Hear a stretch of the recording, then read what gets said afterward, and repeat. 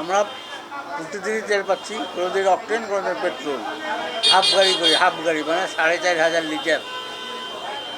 ডিজেলটা ওই একই পরিমাণ, কিন্তু আর যে শহরে পাম্প আছে তারা অনেকে পায় না, পাইলেও হয়তো সপ্তাহে 2,000 পায়। তারপরেও এই যে এই লোকগুলো যে দেখা যাচ্ছে মোটরসাইকেল, এরা কিন্তু রংপুর শহরের নয়, এরা সব বাইরে থেকে আসছে। আমি গতকাল গেছিলাম লালমনিরহাট, একটা পাম্পেও তেল নাই, বাইরে পাম্পে কোম্পানি সাপ্লাই দেয় না।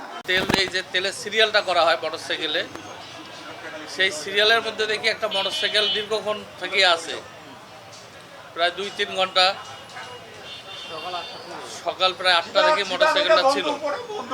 আমরা পাম্পে তেল দেওয়ার পরেও, তেল শেষ করার পরেও দেখি যে আমাদের পাম্পে মোটরসাইকেলটা আছে।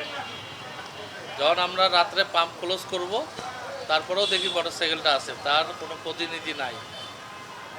বাধ্য হয়ে আমরা মোটরসাইকেলটা, আমাদের শাপলা পাম্প আছে, পাম্পের জিম্মায় নিছি, এবং এই পর্যন্ত আমরা কোনো এর মালিক খুঁজে পাইনি।